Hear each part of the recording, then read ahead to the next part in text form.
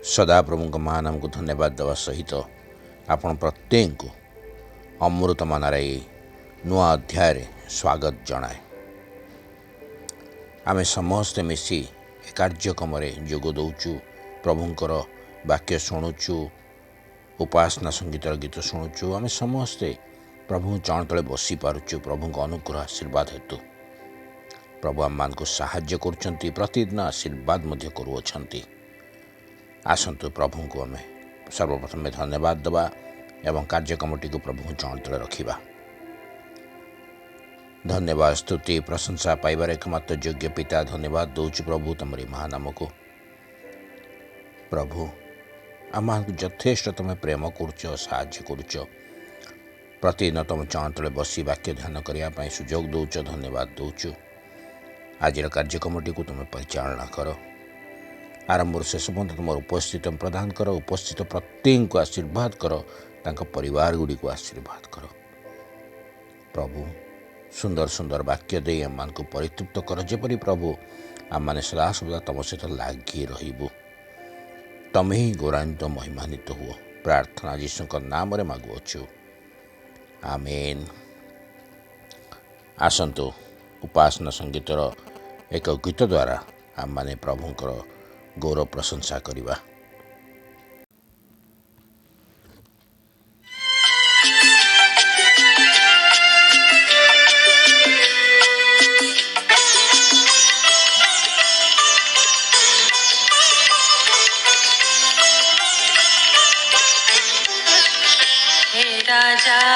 राजाधिराजन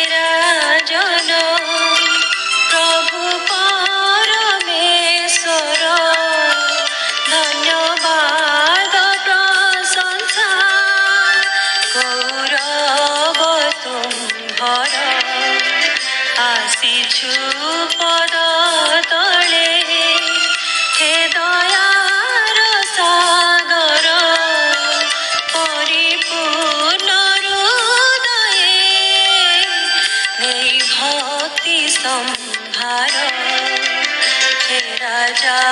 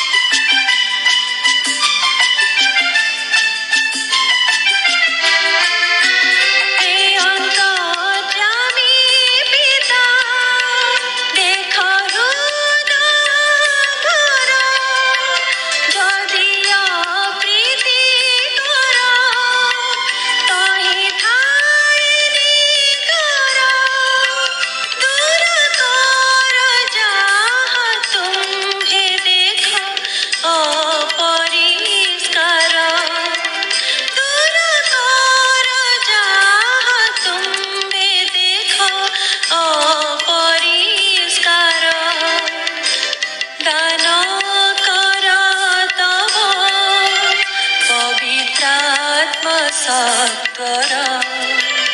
आसीछु पद तले हे दयार सागर, परिपूर्ण हृदय नै भक्ति संभार। हे राजाधिराजन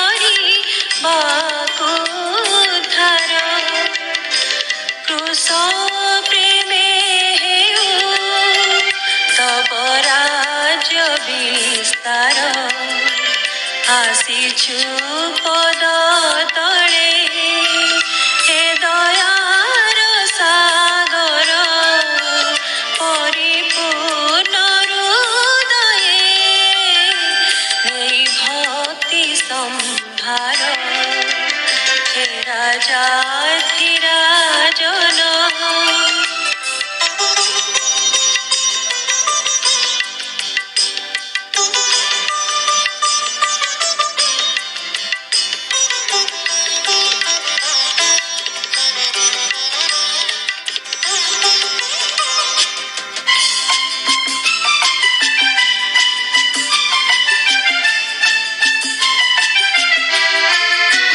हे प्रियतम राजा हे नाये उपहार देह मन जीवन गुण ज्ञान मोर तब गौरव महिमा लागि चलित कर तब गौरव महिमा लागि चलित कर सारा जगतरे बडु राज्य तुम्हर आसिछु पद तळे हे दयार सागर परिपूर्ण हृदये नेई भक्ति सम्भार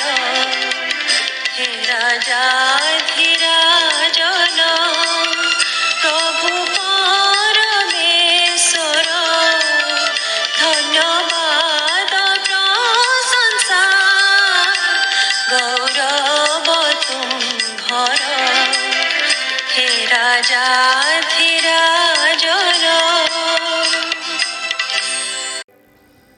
प्रभुଙ୍କ ମହା ନାମର ଧନ୍ୟ ହେଉ। ଆସନ୍ତୁ ଆଜିର ଧ୍ୟାନ ମଧ୍ୟକୁ ଯିବା। ଆଜି ଯେଉଁ ବିଷୟ ନେଇ ଆମେ ଧ୍ୟାନ କରିବାକୁ ଯାଉଅଛୁ ତାର ପ୍ରସଙ୍ଗଟି ହେଉଛି ବଳବାନ ହୋଇ ମହତ୍ କର୍ମ କର। ବଳବାନ ହୋଇ ମହତ୍ କର୍ମ କର। ପବିତ୍ର ଧର୍ମଶାସ୍ତ୍ରରୁ ଗୋଟେ ଅଂଶ ପାଠ କରିବା। ଦାନିଏଲଙ୍କ ପୁସ୍ତକ ତାର 11 ପର୍ବ 32 ପଦ। ଦାନିଏଲ 11 ପର୍ବ ତାର 32 ପଦ। ଏଠାରେ ଏପରି ଲେଖାଯାଏ, ପୁଣି ଯେଉଁମାନେ ନିୟମର ପ୍ରତିକୂଳରେ ଦୁଷ୍ଟାଚରଣ କରନ୍ତି ସେ ଚାଟୁବାକ୍ୟ ଦ୍ୱାରା ସେମାନଙ୍କୁ ବିପଦଗାମୀ କରାଇବ। ମାତ୍ର ଯେଉଁ ଲୋକମାନେ ଆପଣା ପରମେଶ୍ୱରଙ୍କୁ ଜାଣନ୍ତି ସେମାନେ ବଳବାନ ହେବେ ଓ ମହତ୍ କର୍ମ କରିବେ। ପୁନର୍ବାର ପଢ଼ିବାକୁ ଚାହେଁ। ପୁଣି ଯେଉଁମାନେ ନିୟମର ପ୍ରତିକୂଳରେ ଦୁଷ୍ଟାଚରଣ କରନ୍ତି ସେ ଚାଟୁବାକ୍ୟ ଦ୍ୱାରା ସେମାନଙ୍କୁ ବିପଥଗାମୀ କରାଇବ। ମାତ୍ର ଯେଉଁ ଲୋକମାନେ ଆପଣା ପରମେଶ୍ୱରଙ୍କୁ ଜାଣନ୍ତି ସେମାନେ ବଳବାନ ହେବେ ଓ ମହତ୍ କର୍ମ କରିବେ। ପ୍ରଭୁ ଏ ପଟ୍ଟ ବାକ୍ୟକୁ ଆଶୀର୍ବାଦ କରିବା ସହିତ ଆମମାନଙ୍କୁ ବୁଝିବା ପାଇଁ ସାହାଯ୍ୟ ପ୍ରଦାନ କରନ୍ତୁ। ଏହି ପଦର ଦ୍ୱିତୀୟ ଧାଡ଼ି ଉପରେ ଆଜି ଆମେ ଧ୍ୟାନ କରିବା। ଲେଖାଯାଏ, ଯେଉଁ ଲୋକମାନେ ଆପଣା ପରମେଶ୍ୱରଙ୍କୁ ଜାଣନ୍ତି ସେମାନେ ବଳବାନ ହେବେ ଓ ମହତ୍ କର୍ମ କରିବେ। ଏହି ଅଂଶକୁ ଆମେ 3 ଭାଗରେ ବିଭକ୍ତ କରିପାରିବା। ପ୍ରଥମ ବିଷୟ ହେଉଛି ଯେଉଁମାନେ ପରମେଶ୍ୱରଙ୍କୁ ଜାଣନ୍ତି। ଦ୍ୱିତୀୟ ବିଷୟ ହେଉଛି ସେମାନେ ବଳବାନ ହେବେ ଏବଂ ତୃତୀୟ ବିଷୟଟି ହେଉଛି ସେମାନେ ମହତ୍ କର୍ମ କରିବେ। ଏ ଅଂଶକୁ ଯେତେବେଳେ ଆମେ ଅନ୍ୟ ଟ୍ରାନ୍ସଲେସନ୍ ବାଇବେଲରେ ଗୁଡ଼ିକରେ ପାଠ କରୁ ସେଠାରେ ଏହି ମହତ୍ କର୍ମ ସ୍ଥାନରେ ଲେଖାଯାଏ ଆଶ୍ଚର୍ଯ୍ୟ କାର୍ଯ୍ୟ କରିବେ, ଅସାଧାରଣ କାର୍ଯ୍ୟ କରିବେ, ଆଲୌକିକ କାର୍ଯ୍ୟ କରିବେ। କିଏ ମହତ୍ କର୍ମ କରିବେ, କିଏ ଆଶ୍ଚର୍ଯ୍ୟ କାର୍ଯ୍ୟ କରିବେ, କିଏ ସେ ଅସାଧାରଣ କାର୍ଯ୍ୟ କରିବେ ବା କିଏ ଆଲୌକିକ କାର୍ଯ୍ୟ କରିବେ? ସେ କିଏ? ସେହି ବ୍ୟକ୍ତିମାନେ କରିପାରିବେ ଯେଉଁମାନେ ପରମେଶ୍ୱରଙ୍କୁ ଜାଣନ୍ତି ବା ପରମେଶ୍ୱରଙ୍କ ଜ୍ଞାନ ରଖନ୍ତି। ଆଜି ଆମେ 2ଟି ବିଷୟ ଶିକ୍ଷା କରିପାରିବା। ପ୍ରଥମ ବିଷୟ ହେଉଛି ପରମେଶ୍ୱରଙ୍କୁ ଜାଣିବା। ଦ୍ୱିତୀୟ ବିଷୟଟି ହେଉଛି ପରମେଶ୍ୱରଙ୍କ ବଳରେ ବଳବାନ ହେବା। ଆଜି ଅନେକ ଅଛନ୍ତି ଯେଉଁମାନେ ଚାହାନ୍ତି ପ୍ରଭୁଙ୍କ ନିମନ୍ତେ କିଛି କରିବେ। କିପରି କରିପାରିବେ? ସର୍ବପ୍ରଥମେ ପରମେଶ୍ୱରଙ୍କ ଜ୍ଞାନ ଆମ ପାଖରେ ଥିବାର ଅଛି। ଦ୍ୱିତୀୟରେ ପରମେଶ୍ୱରଙ୍କ ବଳରେ ବଳବାନ ହେବାର ଅଛି। କିପରି ପରମେଶ୍ୱରଙ୍କ ଜ୍ଞାନ ଆମଠାରେ ହେବ? ପରମେଶ୍ୱରଙ୍କୁ କିପରି ଆମେ ଭଲ ଭାବରେ ଜାଣିପାରିବା?